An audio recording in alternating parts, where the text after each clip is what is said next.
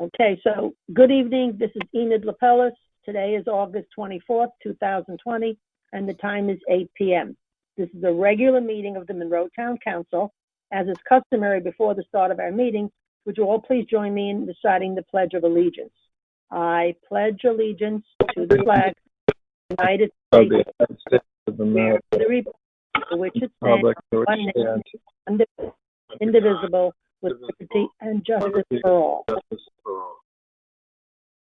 Please allow me to confirm the presence of those town council members and any other staff or anticipated participants are present and are able to hear me. Members, when I call your name, please respond in the affirmative. Dee Martin. Dee Martin here. Jennifer Aguilar. Jennifer Aguilar here. Sorry. Jason Mauer. Jason Mauer, present. Terry Rooney. Terry Rooney here. Jonathan Formicella. Jonathan Formicella here. Tony Scott. Tony Scott here. Sean O'Rourke. Sean O'Rourke here. And Enid Lapellis. Staff and other anticipated participants, when I call your name, please respond in the affirmative. First Selectman Ken Kellogg. Ken Kellogg here. Director of Health Nancy Brault. Can anybody hear Nancy? Yeah, I'm not sure if she's going to be able to make it, so she may not be on yet. Okay. Community and Social Services Director Henna Ali. Here.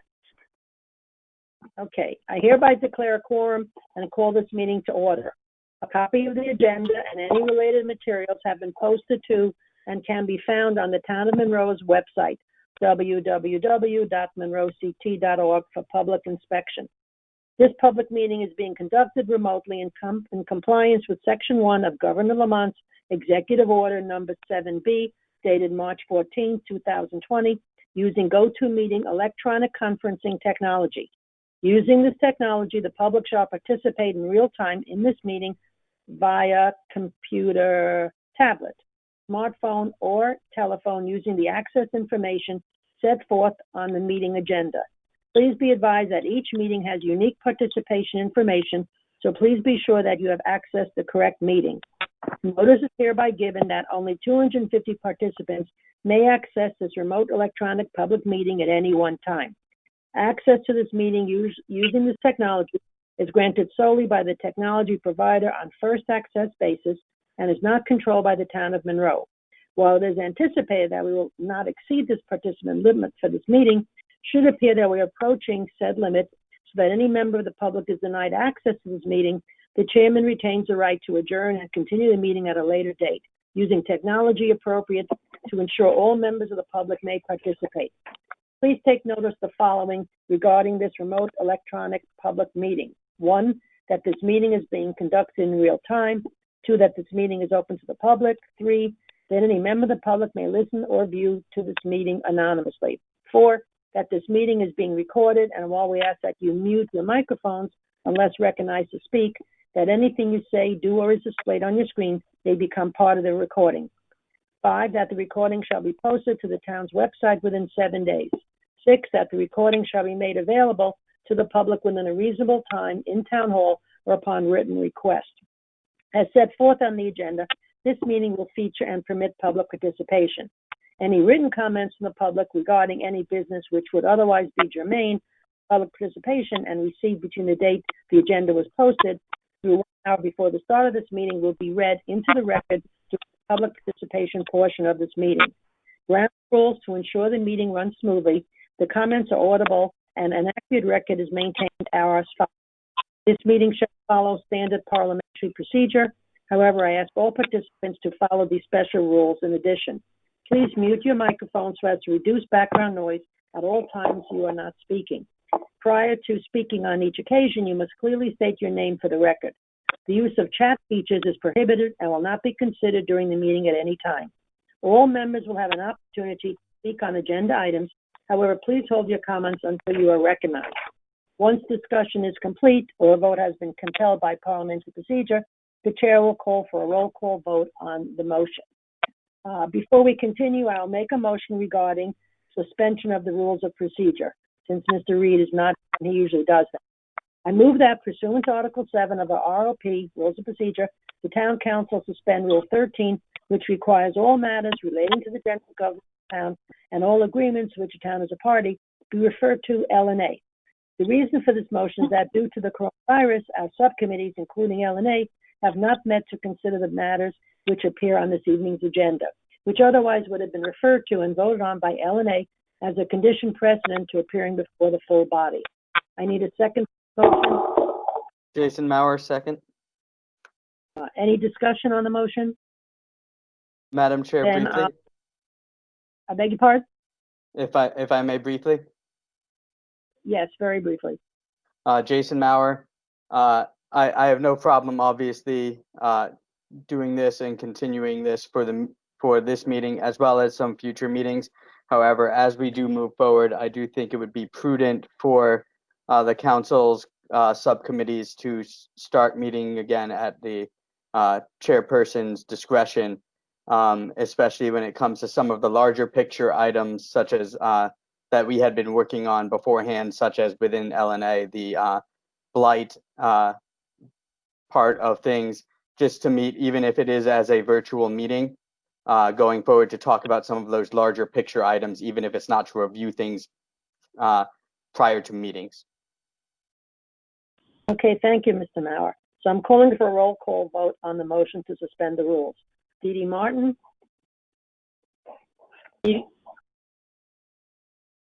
Jennifer Aguilar? Jennifer Aguilar, aye. Jason Mauer? Jason Mauer, aye. Terry Ruby? Terry Rooney, aye. Jonathan Formicella? Jonathan Formicella, aye. Tony Scott? Tony Scott, aye. Sean O'Rourke? Sean O'Rourke, aye. And Enid Lapellis, aye. So this motion passes 8-0. Mr. Kellogg has advised me of a clerical correction to our agenda. I therefore ask for a motion to amend item DI under new business on tonight's agenda to be corrected to state $2,215 from Friends of the Library for the virtual summer reading program. Do I hear a motion for this? So moved. Okay, so is it Dee Dee? That was me. Jason Dee Dee. Mauer, second. Okay, Jason Mauer seconded. I'll do the roll call vote. Dee Dee Martin? Aye. Dee Dee Martin, aye. Jennifer Aguilar? Jennifer Aguilar, aye. Jason Mauer? Jason Mauer, aye. Terry Rooney? Terry Rooney, aye. Jonathan Formicella? Jonathan Formicella, aye. Tony Scott? Tony Scott, aye. Sean O'Rourke? Sean O'Rourke, aye. And Enid Lapellis, aye. So the motion passes 8-0. Consent calendar. Are there any objections to me passing the consent calendar as presented? If none, I hereby pass the consent calendar as presented. Okay, going on. I ask that communications items A through L be referenced in the minutes of the meeting. At this time, I will ask Mr. Kellogg to assist me in facilitating the next item on the agenda, public participation. Mr. Kellogg, do we have anybody for public participation? I will ask that now, Madam Chair. First Selectman Kellogg speaking. If there's anyone who wishes to speak in public participation, I will first gather a list for the chair. Please remember to unmute your mic before speaking. Is there anyone who wishes to speak in public participation? Again, please remember to unmute your mic if you're looking to speak. I'll ask one more time. Anyone wishing to speak in public participation?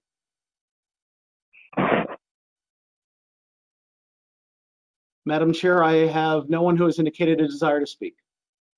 Okay, thank you very much. Going on to appointments. Mr. Rooney?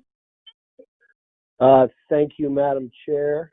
I'd like to make a motion for resolution number 20-79, to consider and act upon a resolution approving the first selectman's appointment of Robert Sirocco Jr., Republican of 542 Hammertown Road, to Inland Wetlands Commission with a term ending February 24th, 2021, to fill a vacancy created by the resignation of Jim Weinberg.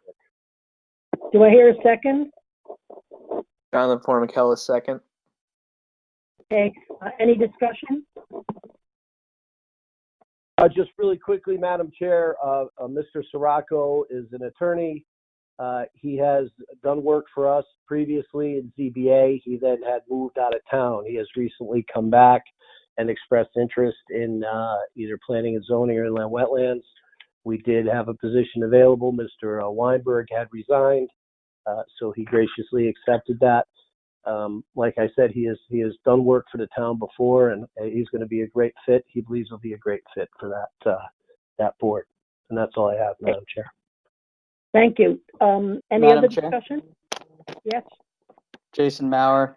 Just one question for the first selectman. How are we going about swearing-ins right now with the current state of affairs?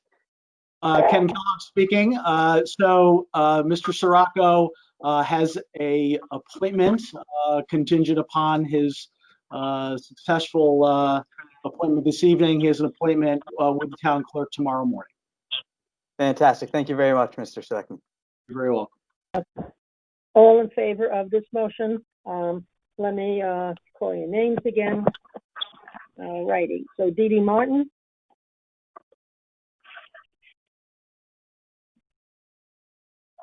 Dee Dee, in favor of this motion to consider approving the first selectman's appointment of Robert Sirocco?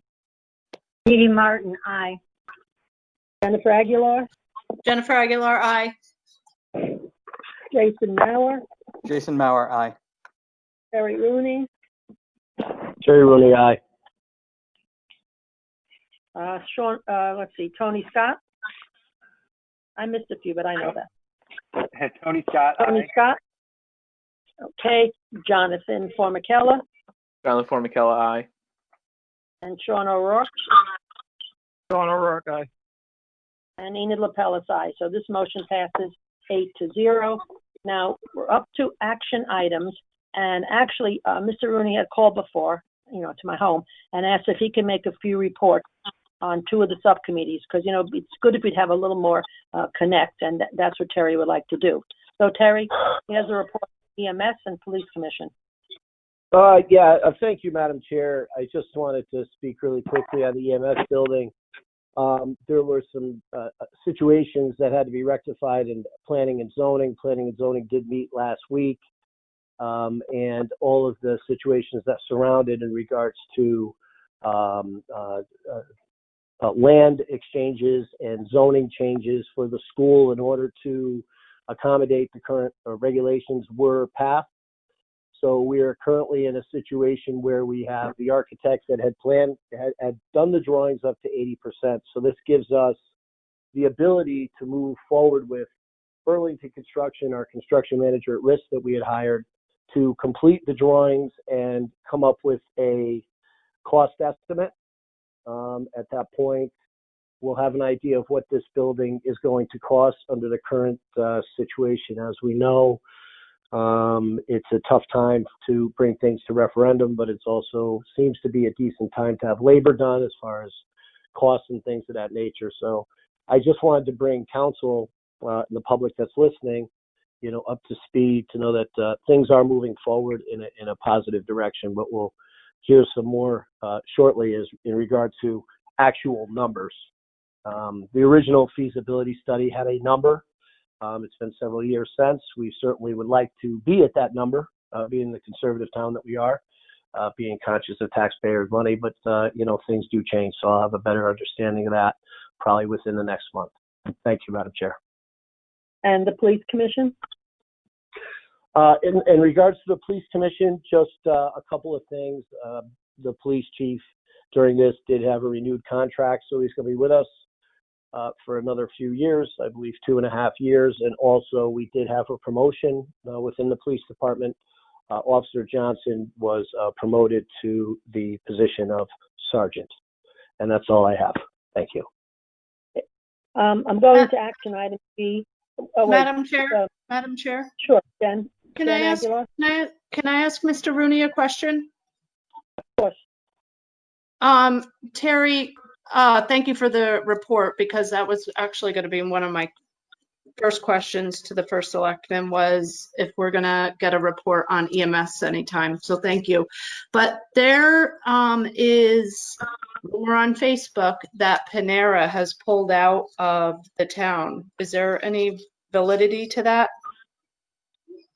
You know, right now we have P&Z is handling that, so they would have, you know, now we have, unfortunately, with the sudden passing of Mr. Porter, Michael Riley has been placed in the position of chair there, so they'll have a better idea.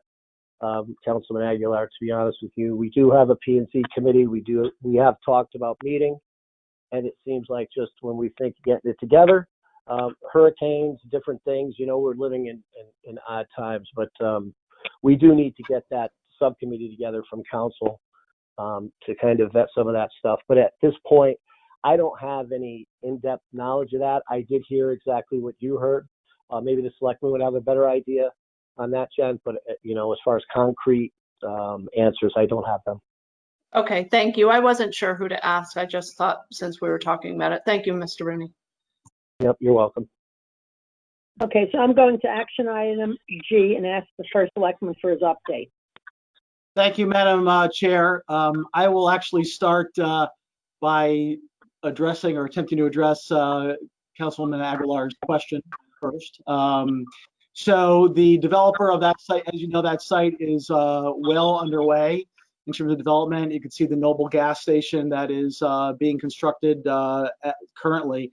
The developer advised us that the Panera Corporation or company, as part of the Corona, COVID issues, had paused all new developments during the initial phases of this. We are hopeful that they will come back, though, in terms of wanting to build stores. So I don't want to say that it's a done deal, but there is some truth that Panera had indicated that, at least through the developer, that they were going to slow down for sure at this point. But that said, as the economy continues to open, we're hopeful that they will resume the plans where they left off. So it's going to be kind of a holding pattern at the moment. Thank you. You're welcome. As the rest of my report, I wanted to, I'll start off with the COVID update.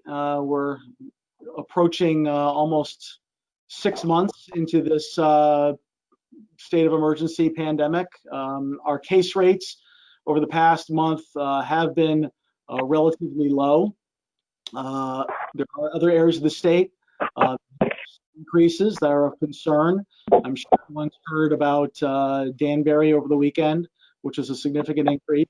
There's also concerns that the distribution of our cases statewide have trended lately into the older teens and younger adults, i.e. in their 20s.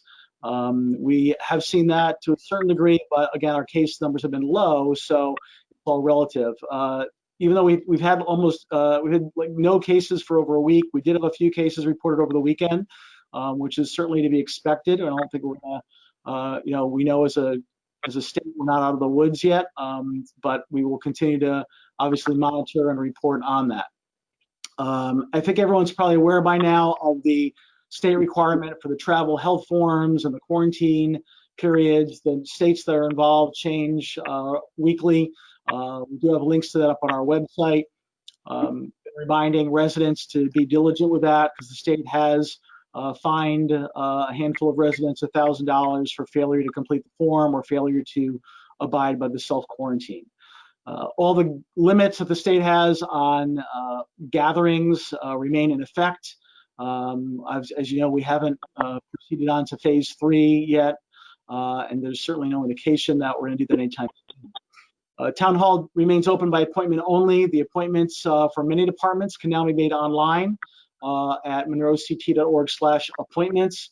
I think you all saw on the consent calendar that we launched a online appointment system. It's worked extremely well. We've gotten lots of great feedback from constituents in using that, and it's been helpful for staff as well. So we'll continue to roll out more departments as time goes by. The library is using that same system.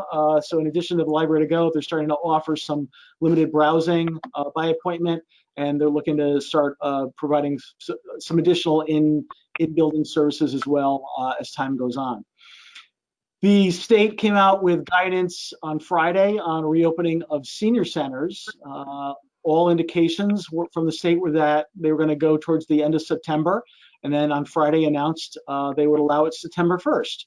So we have been working with Henna Ali, who's on the phone with us tonight, as well as our emergency management team, the rest of the team, to come up with a plan to slowly offer some in-person programs and services at the senior center starting September 1st.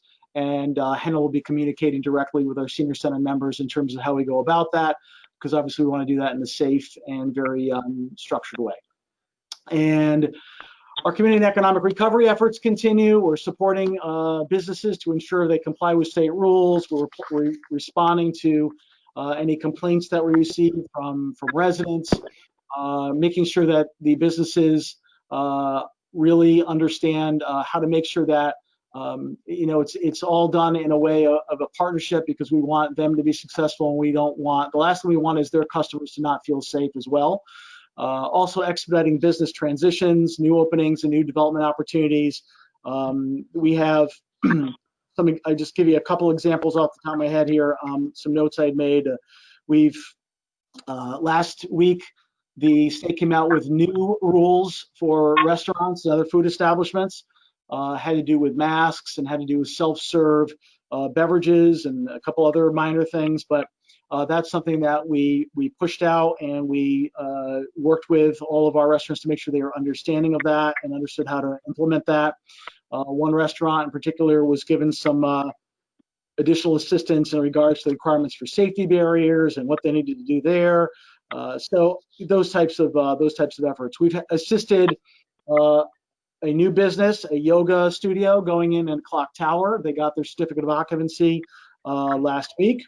There is a smoke shop going in at Tollgate Plaza that we've assisted, and we are at the completion of assisting the expansion of the very popular Monroe Social as well.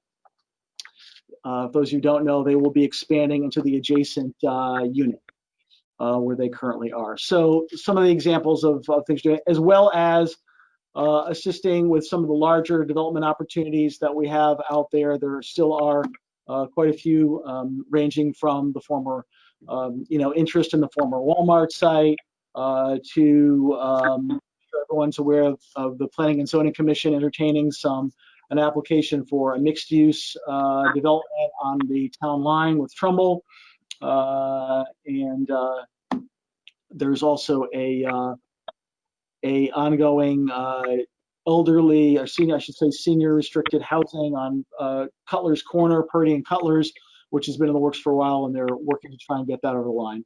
And we are working with Karuba on their final certificate of occupancy, hopefully this fall. So we're hoping they will be able to move in after dealing with some issues that they were dealing with their facility. So that's what's going on there. As far as costs for COVID-19, we're at about $63,000 of expenditures on the municipal side. The Board of Ed, certainly I don't want to report for the Board of Ed, but I'll just share with the information they had shared, which was there at about $218,000 so far. As I reported previously, there are many, many grants in play here, and it's pretty complicated. So we are working to maximize the grant funding and make sure that we're applying things in order that they need to be, so that the things that can only be reimbursed in one grant, we apply there first, and then go to rounds 2 and 3 to different funding sources where possible. The Board of Finance at their last meeting also provided their consensus to capture, as we have been, all COVID-19 expenditures as well as grant revenue in a separate fund, simply to provide greater visibility over the total net costs and distinguish them from ordinary operating expenses. And last on COVID, I just want to highlight for the council that the governor's emergency declaration does expire on September 9th. We have been awaiting further information on how that will affect some of the executive orders after that date. The governor's indicated no intention of proceeding to phase 3 of the state's reopen plan. So my understanding is there are a few different ways that this could go, and there's a strong possibility of the legislature getting involved and requiring legislative action as well. So sometime between now and our next council meeting, there will be more to come on this.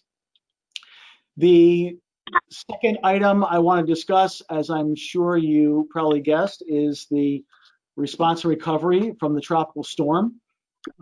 As everyone is acutely aware, Monroe experienced significant impacts from the storm. It hit here on August 4th. We had power outages that impacted over 80% of the town and over 100 locations of blocked roadways. Power was not fully restored to Monroe until August 13th. During the entire response and recovery effort, our emergency team here in Monroe, including our Public Works Department, responded and remained ready and available. During the recovery period, we provided emergency access to charging stations, Wi-Fi access, drinkable water. All those stations were provided outdoors to minimize the COVID-19 exposure concerns. Although all the towns were discouraged from opening emergency shelters because of the pandemic, because the power restoration effort had not progressed sufficiently to our desire on August 10th, and in light of the heat conditions, we did make the decision to open an emergency cooling center on August 11th. We chose an alternate location, the Massive Cafeteria, because of its greater capacity in light of the social distancing requirements to allow people to be more spaced out. As I reported in the Board of Finance meeting, the town costs for the storm response and recovery are likely going to be in the range of $150,000 to $200,000. Bulk of that is going to be storm debris processing and removal. There is also some damage to town property as well as overtime costs. Many of these costs will be covered by insurance, and there is a possibility of FEMA reimbursement as well. That process of the state applying for the FEMA designation, there is a presidential disaster declaration in place, but the state still has to achieve certain damage thresholds in order to get the FEMA grant funds. So that is a process that's ongoing with the state.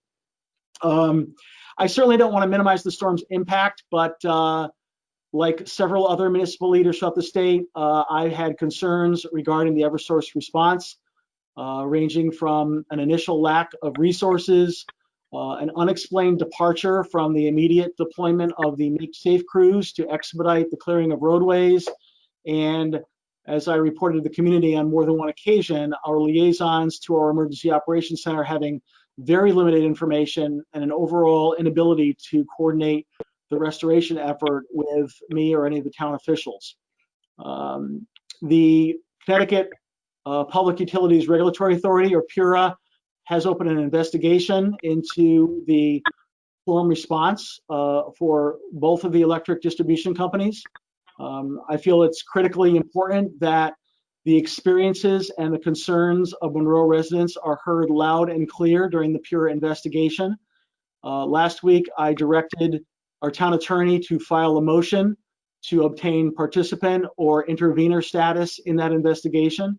That motion was filed on Friday, and we are awaiting PURA's ruling on that, which I anticipate will be granted. And I will certainly share more information with our community at that time in that regard. As far as a few other things, a lot of people have inquired about the concept of underground utilities and whether that would have a market, an impact on this. I mean, obviously, the damage to the distribution system is largely caused by trees and the overhead utilities. However, I want everyone to understand that the cost for undergrounding utilities is simply enormous. A state report that was done back in 2011 estimated it at about $500,000 a mile. So that would be roughly $75 million for just Monroe. I mean, these are truly, these are outstanding dollar amounts. So that would be incredibly costly. It would be incredibly time consuming. So it's certainly not a quick fix. Speaking of trees, I know many have suggested more aggressive tree removal. It's important to note that our tree warden has reported numerous times, this is not the first event, but in this event as well, that the majority of power outages caused by trees are from those trees that are on private property, not trees that are in the town's right of way. So we certainly do not have, at this point, we don't really have the authority in many cases to even address a lot of the trees that are involved. That said, I certainly would support ongoing efforts for long-term solutions. There have been demonstration sites in Connecticut for something called roadside forest management. Again, it's a long-term solution, but it requires transitioning all the trees within 100 feet of the roadway into shorter varieties. So this is obviously not something that the town could do alone. It requires a lot of coordination, a lot of community effort, and likely might even require state legislation in terms of being able to address some of the trees that would be on private property. So again, these are not, there are no quick fixes when it comes to even the tree issue. And the last thing I want to mention is I know some residents had asked about, well, could the town of Monroe switch to United Illuminating, which provides service to a smaller portion of Connecticut in the greater Bridgeport and New Haven quarter. This is obviously something that is highly regulated as well, but I did begin researching this concept. I've asked actually both the Connecticut Conference of Municipalities and the Connecticut Council of Small Towns to do some research for us in this regard, because I am very confident that I am not the only first selectman or mayor that has the same question. So that concludes my report for this evening. Thank you, Madam Chair. Well, thank you, Madam Mr. Kelly. Yeah, question? Yes, thank you, Madam Chair. Thank you, First Selectman, for the update. I have two separate lines of questions, so I'll start with the COVID question with businesses and economic recovery. I do know that a lot of the restaurants especially have had certain new, namely the outdoor dining. Outdoor dining has become very popular throughout the town and for the restaurants, and I have had many restaurant owners reach out to know about working forward to be able to retain the outdoor dining even after the emergency order ends, and I wanted to make sure that as a town we were at least working towards something to possibly make that a reality. Yes, Ken Kellogg speaking. That is without question an item that is on the list. It is, so we currently are in our weekly meetings reviewing a variety of topics, and this is one of them. I have asked Mr. Holsworth, working in concert with our town planner, to identify what the perceived and or actual issues are relative to outdoor dining, where it might be more cumbersome to obtain an approval than we may not want, quite frankly, here in Monroe. I think the outdoor dining, I agree, has been a great success and has allowed those restaurants to be able to maximize to the extent that they can offer an experience to their customers. And I think the community likes it as well. So yes, we are, that is on the list. We're trying to identify how we can make this easier. Now, I will say this will ultimately require action by the Planning and Zoning Commission. It will likely require text amendments to their regulations. But what I've asked is that we identify those points of pain relative to what's in the existing regulations so that we can be clear in terms of what we'd like the commission to consider.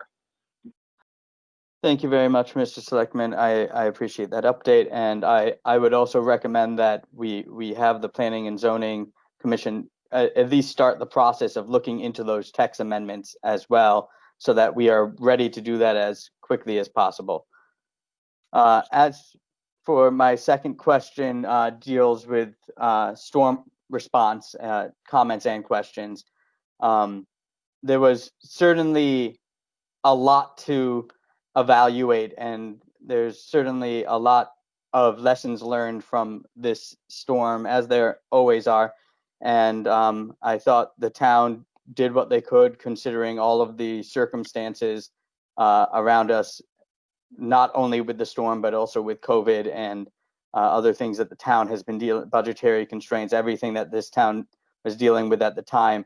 But I also feel like there's some lessons learned here, and I would suggest possibly the creation of a task force for storm response to create automatic levels of when certain things would be open to the public, such as cooling stations, such as charging stations, so that the emergency team doesn't need to meet in order to approve these things each storm, so that we have a threshold of, if X percentage of the town is out of power, this charging station opens. If Y percentage, then this next charging station opens. And same thing with cooling stations. If it's above a certain temperature, and if a certain percentage, then we open this cooling station, and then so on and so forth, as there is a larger percentage of people out of power and a larger and a higher temperature threshold. Also, I feel that it's important that we get the ball rolling on the next steps of the concerns we have with Eversource, as well as our limited cable internet phone providers within the town. I think those next steps would consist of a public hearing, understanding that we are currently in the middle of a pandemic, and all of those companies, Eversource, Spectrum, Frontier, anyone that offers us services to the town would need to be able to do an evaluation on their end internally before we could have a meaningful conversation with them. I still feel it's probably important to get the ball rolling on letting them know that we would like to have a public conversation with them, as well as creating, again, a task force of some sort, or a commission of some sort, whose job it is to explore those options that you mentioned within your update of, do we have any alternative energy sources, renewable energy sources, anything along those lines, as well as, again, on the cable TV internet line side of things, do we have other alternatives that we might be able to bring into town, both one, to create a competition, as well as to provide additional resources when it comes to storm response. Thank you, Mr. Mauer. First of all, Kellogg speaking. So yeah, I will gladly address those two items. First, in regards to thresholds or triggers for providing emergency, whether it's shelters or cooling stations or charging stations, those are already in our emergency operations plan in terms of our ability to do that. The suggestion of us needing to meet prior to pulling those triggers, if we're not meeting as an emergency operations center in those conditions, that would be an ultimate failure. It is critical that the emergency operations center convene during those times so that resources are being coordinated. But those issues of establishing the potable water stations, the chart, those things, those are almost routine at this point. The only issue that I will be very, very frank is we would have likely offered shelters or cooling stations early, but we were really being discouraged by doing that because of COVID on the state level. And based upon where Eversource was going, it seemed like we would have gotten a lot more people up in terms of power in time. However, we did make that decision on the cooling station. That was kind of an unusual circumstance because of COVID. So, but the team does meet on a regular basis during any emergency, and quite frankly, those are the easy things to deal with. Establishing, the charging, the water, and all that. That's unfortunately, that's become pretty standard when we have over, once we get a couple thousand or more, we're going to put that stuff out. So as far as the utilities and public hearings and all that, so I certainly want to engage the community. That is why I directed the town attorney to file for convener status, because I want the town to be able to obtain testimony for that PURA investigation, and we will be providing that opportunity to our residents. The concept of public hearing, I think, is certainly I don't it's not I don't want to sound like I'm opposed to that. I'm not. However, PURA will be doing public hearings for this, so that would be the appropriate and best forum to ultimately get our residents, our business owners, our property owners input, because it is PURA that ultimately is the one that can make decisions. I agree that we should have a team that would be certainly town staff that would have to evaluate a lot of these issues, but I think that members of council and others should be involved in evaluation of options once we know what those options are, and once PURA identifies. I mean, there's an awful lot that is more or less on the table here. I mean, there's been all kinds of suggestions of what PURA may or may not do. It's wide ranging, so I think we have to see what their appetite is, and then based upon what we are able to do as a municipality, I think we should absolutely engage a team to make those evaluations and make the best decisions for our town. As you know, we don't get to decide what cable company comes in here, I mean, that is largely beyond our control. But I appreciate all your input, and I certainly share your concerns. Thank you very much for the considerations and answers, Mr. Selectman. Madam Okay, Chair, going on. Madam Chair, may I ask a question? Sure. Thank you. Mr. Kellogg, thank you especially for the EDC update. That was great. That would be great to hear that even once a month. I don't think I've ever heard them so often. So thank you for that. I had a quick question about Resolution 20-77 that we passed tonight on the consent calendar. Before we pass that, is that already being put into place before we pass that program? First Selectman the updated of it? Yes, this the need to identified a need to offer appointments online, and the evaluation came in, and we were able to get from my team, we were able to get something in place in between the July meeting, this meeting. So pursuant to the resolution that's already in force relative to COVID matters, and consistent with review, it was executed and it was on there, not, for your ratification and obviously for your disclosure, as I previously indicated, but it is a very standard boilerplate, license agreement for the program. So yes, the program is up and running. There are several departments that are utilizing it. The town clerk is utilizing it. I wanted to get it up for the tax collector, particularly towards the end of the month, which we were able to, we had to scramble, but we were able to do, and that helped her quite a bit. But as I said, we're using it for the library, using it for the building department, inland wetlands, planning and zoning, and we're looking to roll it out to other departments as well. And we will likely also be utilizing it for things like,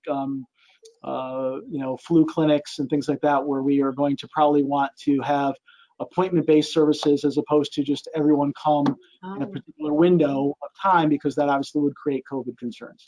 Okay, great, thank you. Also, one more question, one more of an observation when you talked about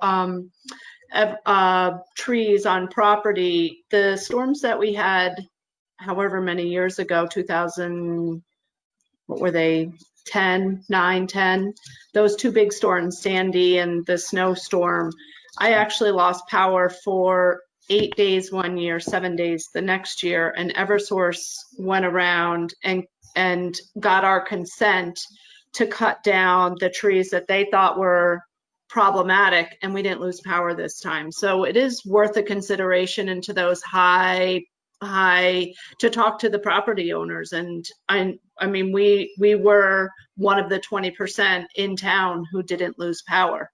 So we haven't lost power since they did that. Yeah, certainly, Ken Kellersman. I don't disagree with you. I think, we have I will say one of the things that works very well with Eversource is our tree warden and public works work with them and their tree contractor. And we do, there's actually a considerable amount of branch and tree clearance that's done every year, some directly by the town, but far more by Eversource and their contractors.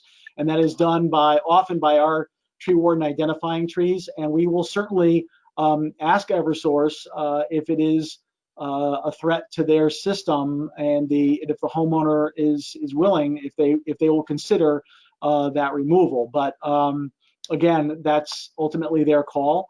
This is further compounded by the emerald ash borer infestation throughout Connecticut, which has killed off a lot of the ash trees in our town. So that's further made the matter worse. But I will say, I mean, there are, unfortunately, it's Connecticut. We're kind of a rural town. We love the rural feel of our town. We love the country road feel. And that's a lot of trees. It's a lot of healthy, mature trees. So I'm not disagreeing with you at all. I think we need to look at it, but I think, to get where I think where people want to be, where you think, well, okay, we're not gonna have to worry about this again.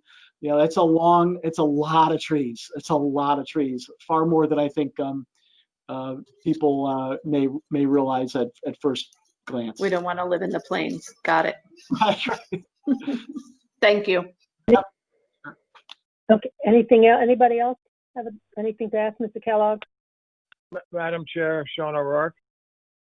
To change the subject, Mr. First Selectman, I was wondering if you had any information regarding the percentage of compliance with regards to the July 30, first half of the year ending in July 31st for the tax receipts collected. Oh, yes, certainly. So it was actually discussed at the Board of Finance meeting. So the first half of the tax collector's returns was actually on target. We were pleasantly surprised. The tax collector did express concerns on the second half. There's a lot of things that are still in play. There's grants, there's the PPP loans, there's a lot of things that people feel might be kind of continuing to hold the whole thing stable. The tax collector also noted that a lot of people were paying both halves of their motor vehicle bill in some cases at once, which led her to opine that it might be that they were, paying it off while they had the cash, as opposed to concerns down the road. So, certainly it's a positive indicator, but I think the board is still somewhat cautious in terms of see how we do in the second half. But so far so good. Thank you. Anybody else? So going on to new business. Item A, Resolution 20-80, to consider and act upon a resolution regarding Apple Developer Agreement and Apple Developer Enterprise Program License Agreement. I will ask Mr. O'Rourke to please introduce the motion.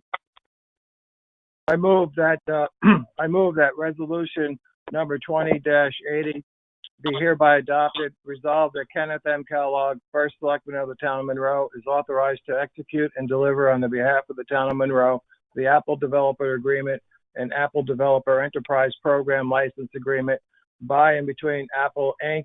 and any associated documents for the Monrovian app. Do I hear a second for this motion? Jason Mauer, second. Okay, Mr. Kellogg, start the discussion, please. Thank you, Madam Chair. So I think everyone knows, or I hope everyone knows, that we've for quite some time had an application available, a mobile application called Monrovian, which is kind of a mobile-friendly means to access meetings, submit service requests, etc. It was deployed on the town's behalf by the same company that does our website and some of the other back end processes like our service request system. Early this year, we discovered that the app had disappeared from the Apple Store. I want to actually thank Councilmember Aguilar for pointing this out quite some time ago. We identified that, and the IT department researched it. It was something that was kind of we had to kind of put aside for a period of time to figure out what was going on, but they were able to research it and determine what needs to be done to get it back available for download. Again, anyone who has it already, it's functioning just fine. You just can't go out there and find it to redeploy it. I'm sorry, to download it again on Apple. So long story short, we have to redeploy it under the town's own Apple developer account. In order to get that account, we need to consent to the attached agreements that are before you, which, as the town attorney noted in his opinion, are quite lengthy, but are somewhat standard in this environment. Okay, thank you. Any other discussion? Thank you for the follow-up on that, Mr. First Selectman. You're very welcome. Okay, so. Oh, I see my meeting. So going on to a roll call vote on the resolution. Dee Dee Martin,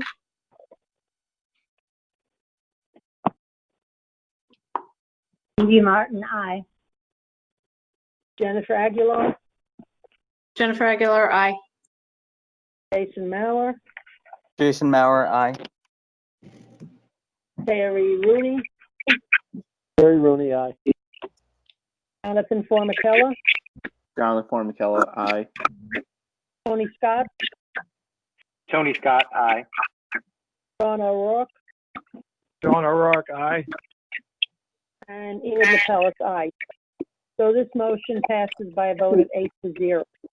Item B, Resolution 20-1, consider an act of resolution regarding Emergency Food and Shelter National Board Program, EFC, Phase 37 grant.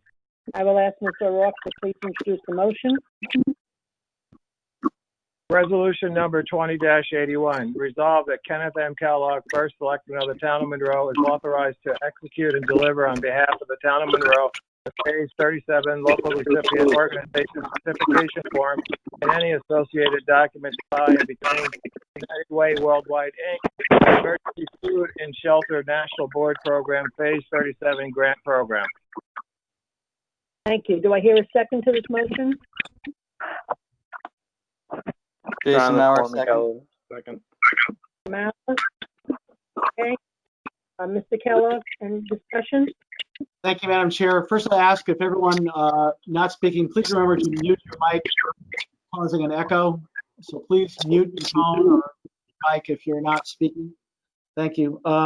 So this is a grant that should be somewhat familiar at this time. This is something that Henna had identified prior, and this is again the next phase of this grant. It's utilized to support our food for our food pantry. It's administered through the United Way. The document that needs to be executed is the one-page certification document, which ties in the rather lengthy manual and addendum, which Henna has gone through and ensured that we are able to comply with, and it's substantially unchanged from last year. And Henna is on the call here if anyone has any specific questions in regards to this program. Okay, so do I have any questions or discussion on this resolution?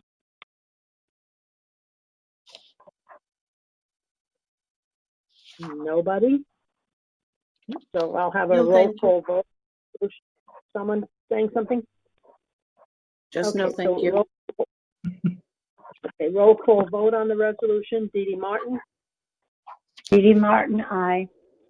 Jennifer Aguilar, Jennifer Aguilar, aye. Jason Mauer, Jason Mauer, aye. Terry Rooney, Terry Rooney, aye. Jonathan Formicella, Jonathan Formicella, aye. Tony Scott, Tony Scott, aye. Sean O'Rourke, Sean O'Rourke, aye. and Enid Lapellis, aye. Motion passes by a vote of 8-0. Item C, Resolution 20-82, to consider and act upon a resolution regarding memorandum of agreement between the Town of Monroe Health Department and the Stratford Health Department for the Connecticut Healthy Communities Project. I'll ask Mr. O'Rourke to please introduce the motion. Resolution number 20-82, resolved that Kenneth M. Kellogg, the first selectman of the town of Monroe, is authorized to execute and deliver on the behalf of the town of Monroe the memorandum of agreement and any associated documents by and between Stratford Health Department for the Healthy Connecticut Communities Project. Thank you. Do we hear a second to this motion? Jason Jonathan Mauer, second. Formicella, second. Well, I'm going to give it to John Formicella. Just an area. Okay, Mr. Kellogg, discussion? Thank you, Madam Chair. Ken Kellogg speaking. This is a grant that we worked collaboratively with the town of Stratford to identify and support. It is a public health initiative to improve access to healthier foods and to promote breastfeeding in work and community venues. It has been awarded by the state of Connecticut Department of Public Health. The town of Stratford will act as the fiduciary of the grant, and therefore this MOA is simply to itemize the understanding of the efforts that the town will conduct in exchange for the grant, which will be $5,000 in each of 2 years. And the town attorney has provided his opinion, which you have as well. Any further discussion? Okay, calling for a roll call vote on the resolution. Dee Dee Martin, Dee Dee Martin, aye. Jennifer Aguilar, Jennifer Aguilar, aye. Jason Mauer, Jason Mauer, aye. Terry Rooney, Terry Rooney, aye. Jonathan Formicella, Jonathan Formicella, aye. Tony Scott, Tony Scott, aye. Sean O'Rourke, Sean O'Rourke, aye. Enid Lapellis, aye. The motion passes by a vote of 8-0. Item D, acceptance of donations that individually exceed $1,500. I'll ask Mr. O'Rourke to please introduce the motion. I move that the following donation be hereby accepted: $2,215 from the Friends of the Library for the virtual summer reading program. Is there a second to the motion? Jason Mauer, second. Okay, discussion. Mr. Kellogg, anything? Just again, our ongoing thanks to the Friends of the Library for supporting this program, which obviously will be virtual this year. Okay. Was Anybody virtual. else have? Is virtual. Ongoing virtual. Yes. Okay. Anybody else have a discussion? So roll call vote. Dee Dee Martin, Dee Dee Martin, aye. Jennifer Aguilar, Jen Aguilar, aye. Jason Mauer, Jason Mauer, aye. Terry Rooney, Terry Rooney, aye. Jonathan Formicella, Jonathan Formicella, aye. Tony Scott, Tony Scott, aye. Sean O'Rourke, Sean O'Rourke, aye. Enid Lapellis, aye. Passes by a vote of 8-0. Second public participation. Am I correct, Mr. Kellogg, that nobody was there for the first, but should I ask if there's a second public participation? I would Do you see recommend, anybody? I would Go ahead. recommend that. Yes. Okay, so Anybody wish to participate in our second public participation? If you do, please Okay. remember to unmute your microphone. All right. Seeing nobody, this public participation is complete. There being no further business, I hereby declare this meeting adjourned at 8:59 p.m. Good evening, everybody. Hopefully we'll see each other in 2 weeks. Good night, Have a everyone. good night, everybody. Thank you all. Good night, Good night, all. everyone. Thank you. Good night, all.